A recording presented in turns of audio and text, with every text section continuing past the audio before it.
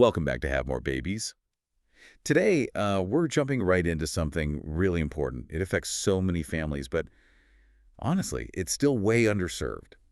Child mental health. It really is a critical topic. Yeah, and look, we all see mental health awareness growing, which is great, truly fantastic. Right. But we kind of have to face the fact that getting actual services, that's still a huge challenge, especially for A kids. systemic challenge, absolutely. So our goal today is really to unpack the source material, Mm. figure out the core reasons why the numbers for kids getting mental health help are still so low. It's kind of shocking, actually. Devastatingly low sometimes. Yeah, exactly. And when we say low, I mean, there's this 2018 data point we looked at.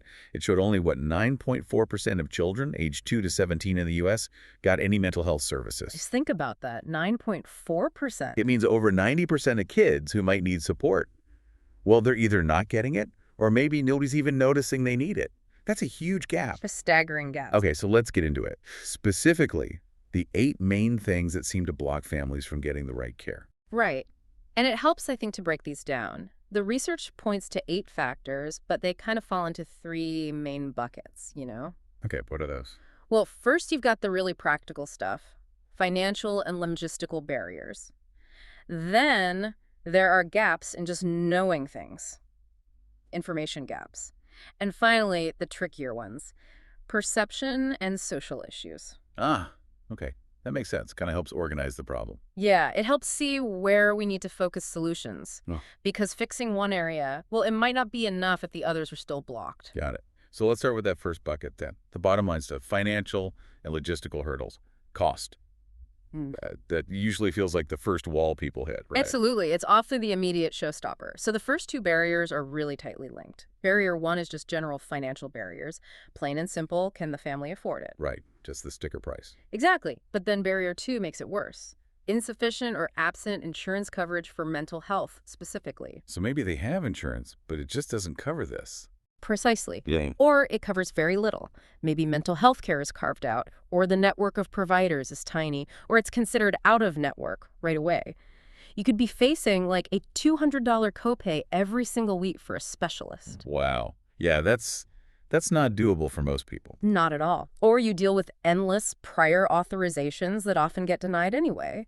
The sources really stress that until mental health is treated just like physical health by insurance, well, cost is always going to beat out necessity for a lot of kids. Yeah, I can see that. Yeah. If it's therapy versus rent, I mean, that's not really a choice, is it? It's an impossible choice. Okay, so say a family somehow clears the money hurdle, they find a way.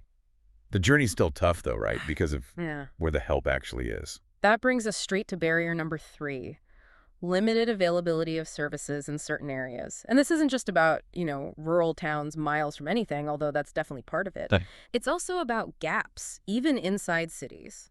Maybe the one clinic with a specialist in childhood trauma is downtown, super expensive parking, and it takes, an hour each way on the bus? For a working parent, weekly, it's just not feasible. Right. So availability isn't just do doctors exist, it's can we get to them? Exactly. It needs strategic distribution. Putting the resources where families actually live, not just clustering them in certain spots. It needs real planning. Okay, so we've got cost, insurance, and just physically getting there.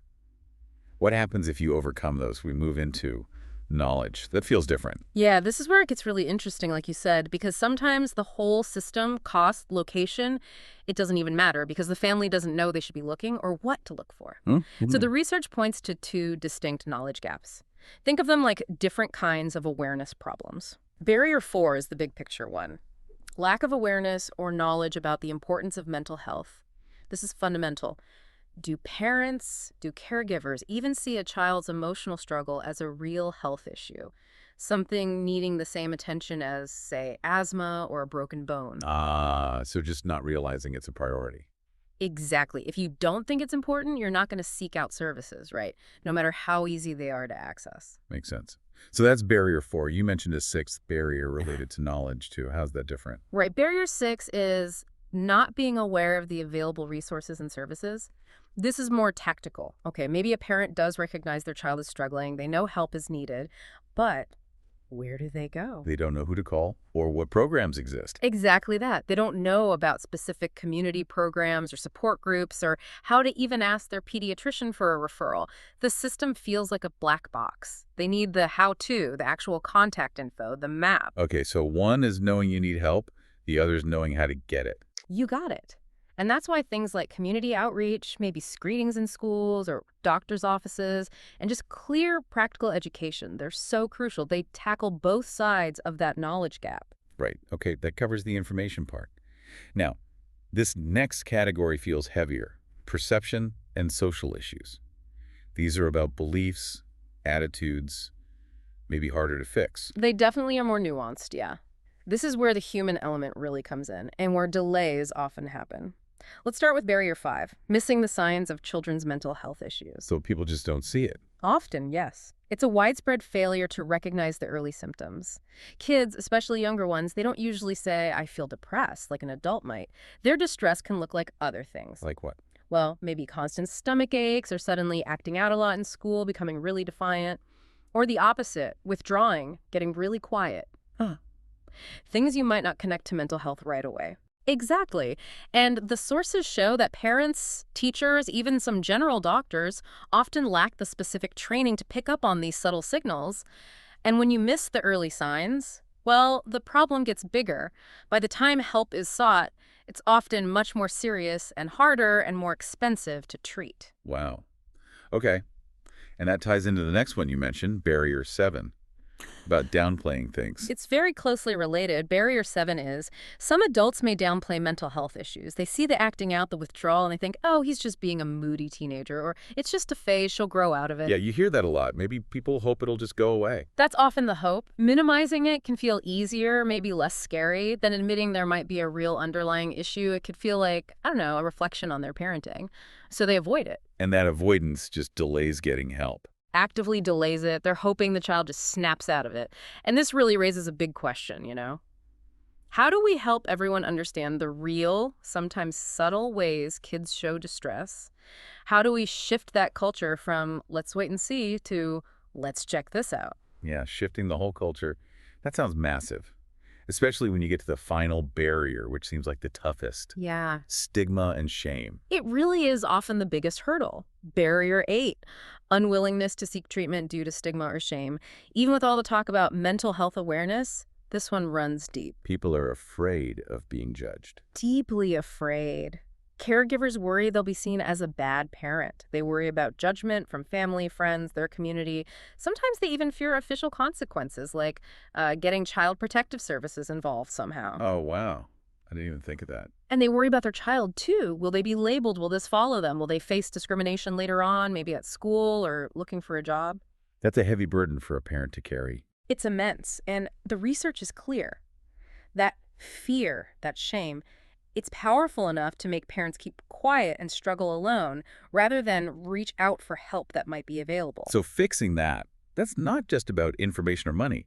That's about changing how society sees mental health help. Exactly. It takes a huge collective effort. Yeah. We need to build a society where asking for help is seen for what it is, a sign of strength, of responsible parenting, not a sign of failure. Okay, so we've walked through all 8 factors. Yeah. We have cost and insurance hurdles, problems of just finding services nearby, gaps in knowing mental health is important and where to go, and then these deep issues of missing the signs, downplaying them, and the fear of stigma. Right, all interconnected. So putting it all together, what does it really mean for tackling those low numbers?